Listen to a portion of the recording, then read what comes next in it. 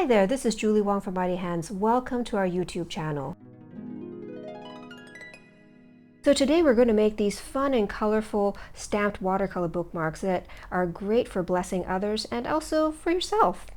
So if you're new to our channel, I'd just like to share a little bit about why we do what we do. So Mighty Hands is a Christian paper crafting business. We create clear stamps and dies and other products to help you share the gospel with others. We also pray that as you spend time dwelling in the Word, our products will point you towards Jesus, that they will guide you in your study time and your devotional time. So if you have a desire to express your God-given creativity through crafting and art, I hope that our channel will help you on your journey. So this is what we're going to be doing in this tutorial. First, we'll paint a large sheet of watercolor paper, then we'll die cut or cut the bookmarks out of that, then we'll stamp the bookmarks, then we'll glue the front and the backs of the bookmarks together, and then we'll add ribbon. So let's get started with our painting supplies. I'm using Canson XL student grade 100% cellulose watercolor paper in A3 size. You can use any watercolor paper as long as it's heavyweight, at least 300 GSM, because we're going to be using the wet on wet technique, which means there's going to be a lot of water on the paper. So that I can fit my painting on screen, I've cut the paper down to about 12 by 12 inches, but it's still a pretty large sheet of paper, and I can cut out about 12 bookmarks from this sheet. It's a good idea to grab your largest brushes for this project because the larger your brush, the more area you're going to cover and the faster you're going to paint. I'm also using several brushes because I want to have one brush per color family if possible, so that I don't have to wash my brush in between colors. This is absolutely optional, but it just helps you to paint faster. Of course, you'll need a large glass of water and a paper towel to dab off any excess water on.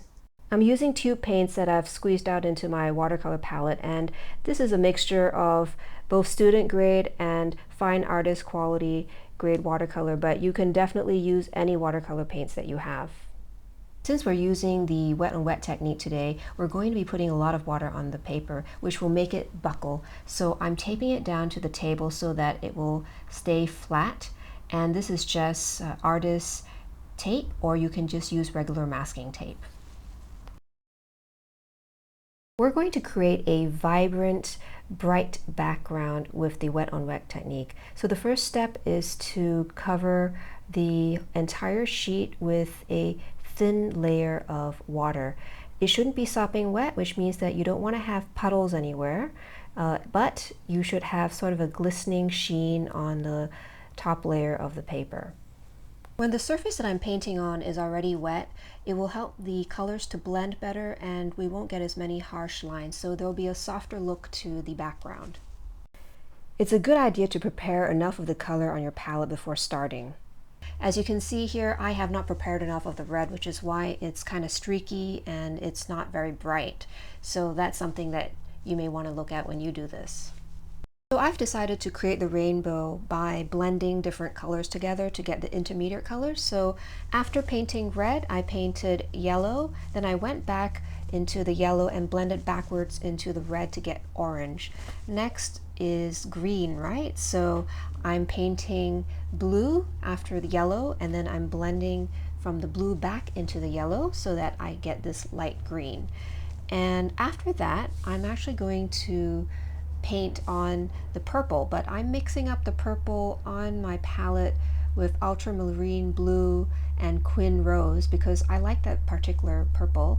If all that sounds too complicated, just go ahead and paint to your heart's content. Plop down the colors in different areas, leave some white space, and just see how things interact. If you want to avoid muddy colors, just make sure not to mix several colors together on your paper, and also don't mix complementary colors together. Those are colors which are opposite each other on the color wheel, such as red and green. It's okay to place them next to each other, but actually mixing them together will result in a muddy color. Generally, you won't go wrong if you stay within the same color family, different shades of blue or maybe blues and purples, and also if you just pick two colors that you know go well together, and then you just plop them on different areas of the page and then leave some white space. Also, if you put too much color on your paper and you don't like how it looks, just quickly use a paper towel to lift the excess up as long as it's wet. If the paint has dried, you can use a damp brush to rub against the paint to lift it up and then take a paper towel to dab it up.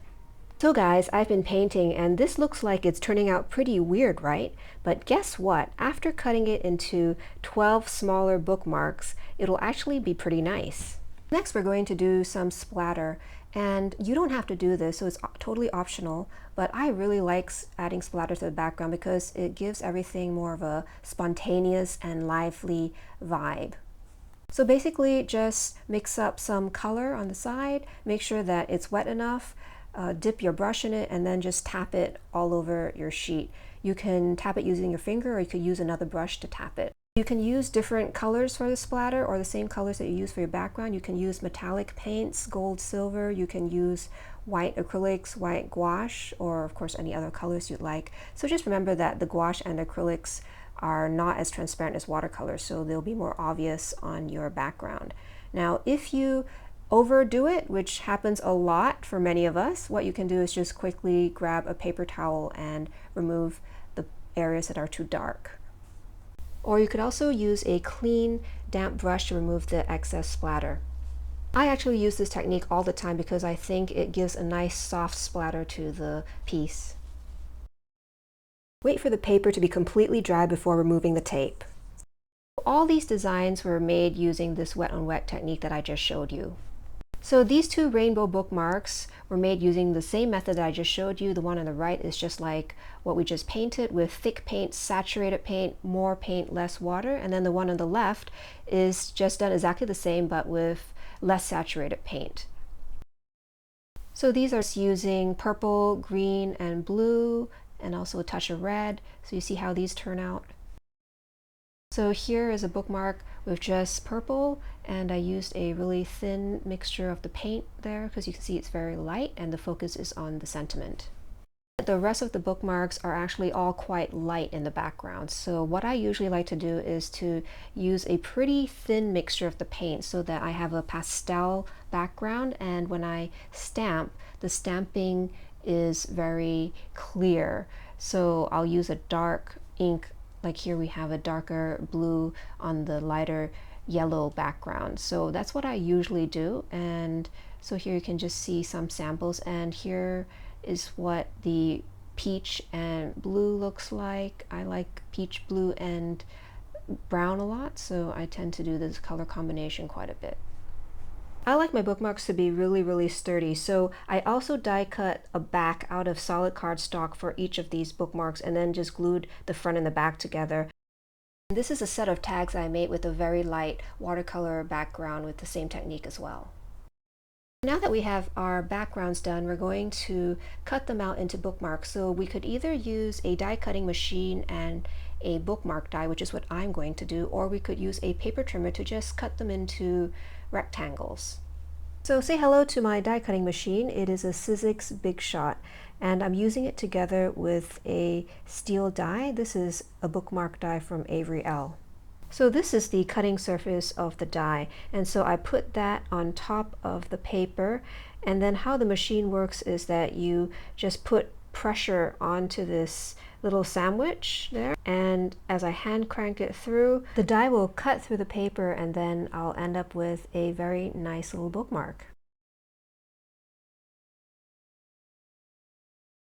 If you don't have a die cutting machine, you can use a paper trimmer to cut out your bookmarks as well. So just cut out rectangles and then use a corner rounder punch that will round the corners, and it'll make your bookmark look extra cute. And then you can use a regular hole punch to punch the hole at the top if you want to string through a ribbon. Okay, now it's time to do some stamping. We have a ton of faith-filled stamp sets that you can use with these bookmarks, and I'm just going to go through a few ideas with you today. And by the way, if you like to color in the super cute images in our stamp sets, just make sure to create a lighter background so that the coloring will stand out against the background. So these abstract backgrounds work really well as galaxy type backgrounds. So Jesus is the Way looks really good with this purple and green one. You could definitely also stamp this cute Boy Scout or the compass on the same bookmark, but I've decided to just go with the sentiment. But don't forget, you can also go landscape on these bookmarks. So I've got this cute cat on the bubble tea, and you refresh my soul sentiment here. This is from our overflowing cup stamp set. This is such a fantastic stamp set. Your cup overflows, that adorable girl in the teacup, and then Christ is your living water. Just wonderful sentiments and the cutest images to color in. So this is another landscape design, and I used one of our word sets for this, and this is righteous words. So all of our word sets have a couple large words and then a lot of small sentiments and verses in the sets that you can use. So I really like the message on this bookmark, and I've made it in different designs, but essentially it's to remind you that you are the righteousness of God in Christ Jesus, and that your righteousness comes from what Christ did on the cross, and it's through God's grace that we're able to receive this righteousness and live in it. I mean, that's pretty amazing, right? So I created a back and front for this bookmark, and the back is a colored cardstock 270 GSM. It's pretty thick, and I'm going to glue it to the watercolor front, and so it's going to be really nice and sturdy. So this gives you another opportunity to stamp a encouraging verse on the back, and we've got lots of small verses that would fit nicely on the back of this purple bookmark. So Mighty Hand stamps are photopolymer clear stamps, and they're made in the USA. So they're naturally sticky. You just have to use an acrylic block to pick them up. So now I'm using an ink pad to apply the ink from the top because this is a large stamp and it's easier to see if it's fully inked if I ink it up for the top. I used the navy blue ink, which stands out really nicely against this background. Now I'm stamping by faith underneath a large righteous word, and I'm using a smaller block. It's generally easier to control your stamping if the acrylic block is as close in size to the stamp as possible. And for a small stamp like this, it's best to use a pigment ink because pigment inks tend to stamp much sharper and crisper. I'm using Sukaneko archival pigment ink in navy blue.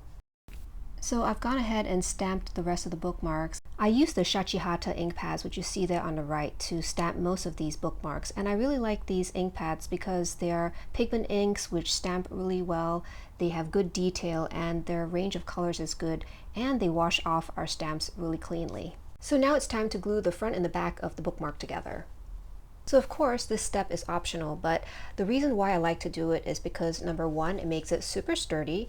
Number two, if you're using a die cutting machine, you'll know that there's a right side and a wrong side of the die cut, and this hides the wrong side of the die cut that's not as pretty as the front side. And then number three, if you're using watercolor backgrounds, you'll notice that sometimes the watercolor sheet becomes a bit warped. So if you glue it to a back, you're actually going to straighten it out. The glue relaxes the paper, and then after you glue it to the back and put it underneath something heavy, it actually straightens up the bookmark really well. I'm using Aleene's Tacky Glue, which is a white craft glue, to glue the front and the back together. Now you can definitely use any glue which you'd like to use, but I like to use this glue because it's easy to apply out of the bottle because it has a small nozzle. Because it's a wet glue, I'm able to spread it around evenly, and also it's very strong and it gives me some wiggle room to make sure that the front and the back are well aligned before I glue everything down. It's important to even out the glue on the back of your bookmark because big blobs of glue will lead to warping. So I always put my bookmark under a book or under something heavy and leave it to dry for about a minute, and then when I take it out, it's completely flat. So the last step is to add a ribbon or tassel to your bookmark. I'm using a 6 mm wide gross grain ribbon for this bookmark. To reduce fraying on the ends of the ribbon, I used pinking shears, which I got from sewing class, to cut the little notch on each end of this ribbon.